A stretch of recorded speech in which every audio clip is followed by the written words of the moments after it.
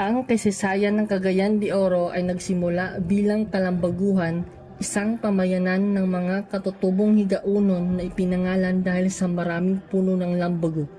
Sa pagdating ng mga Kastila noong ika-16 na siglo, ito ay pinalitan ng mga pangalang Cagayan na nagmula sa Cagayaan na nangangahulugang isang lugar na may ilog.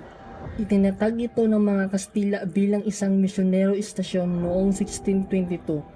Ipinakilala ang Kristyanismo at pinaligo ito bilang isang sentro ng kalakalan.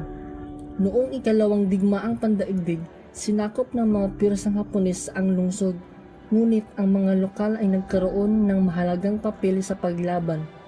Pagkatapos ng digmaan, mabilis na nagmordinisa ang Cagayan de Oro at idiniklara bilang lungsod noong 1950. Ang Cathedral Church ng St. Agustin ay itinatag noong ika-17 na siglo, taong 1624, ng mga Espanyol na misyonero. Ito'y isang patunay ng ating malalim na pananampalataya at kultura. Ang simbahang ito ay nagkakaroon ng iba't ibang pagsubok mula sa kalikasan, katulad ng mga bagyo at lindol. Ngunit nananatili itong matatag tulad ng ating pananalig sa Diyos.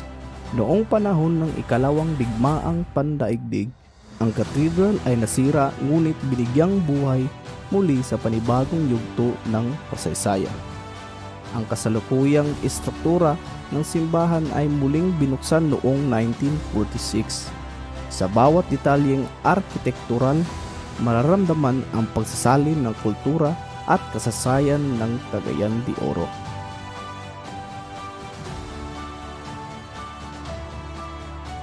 Ang City Museum na dating water tower ay tinayo noong 1922.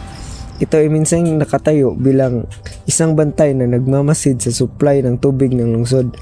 Pagkalipas ng mga dekada, nagkaroon ito ng bagong buhay noong 2008 nang gawin itong City Museum. Ang transformasyong ito ay nagmarka ng mahalagang hakbang tungo sa pagpapanatili ng ating kasaysayan para sa mga susunod na henerasyon.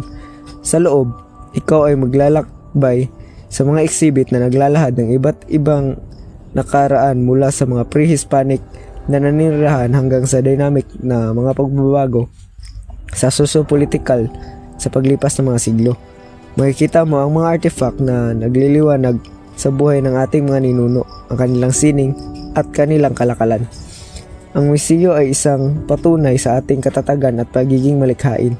Ang institusyong ito ay hindi lamang tungkol sa pagpapanatili ng kasaysayan.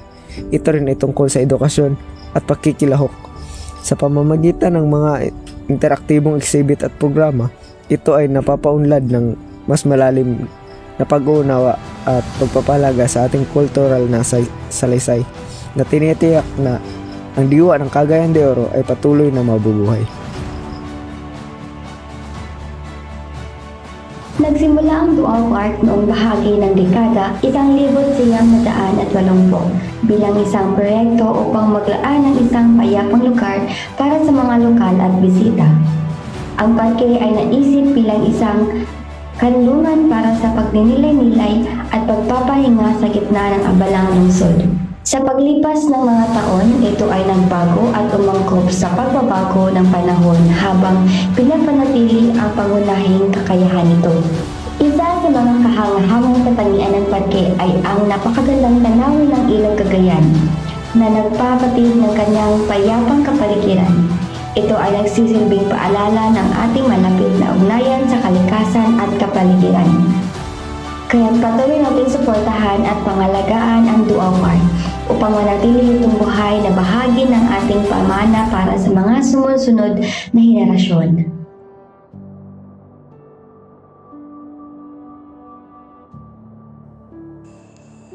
Ang Plaza Divisoria ay itinatag noong 1901 ng mga Amerikano bilang isang pampublikong liwasan upang magsilbing buffer zone sa pagitan ng mga nasunog na gusali at bilang isang lugar ng pagtitipon para magsaya ang mga tao.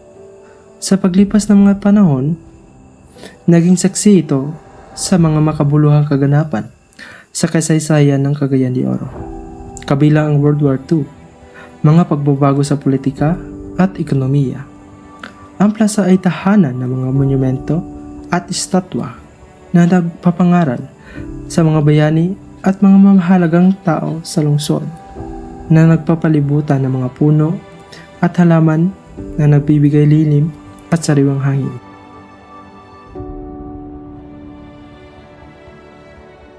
Ang Isalina Bridge, na kilala rin sa tawag na Carmen Bridge, ay isa sa mga pangunahing tulay na nag-uugnay sa sentro ng lungsod at sa barangay Carmen.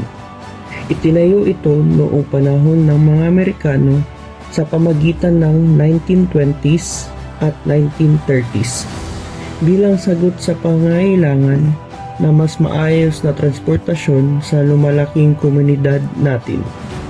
Sa paglipas ng panahon, ang tulay na ito ay naging saksi sa maraming pagbabago at pag-unlad ng Cagayan de Oro. Maraming beses na itong nasira at naitayo muli dahil sa mga bagyo at lindol. Ngunit napanatili pa rin ang kahalagahan nito sa ating araw-araw na buhay.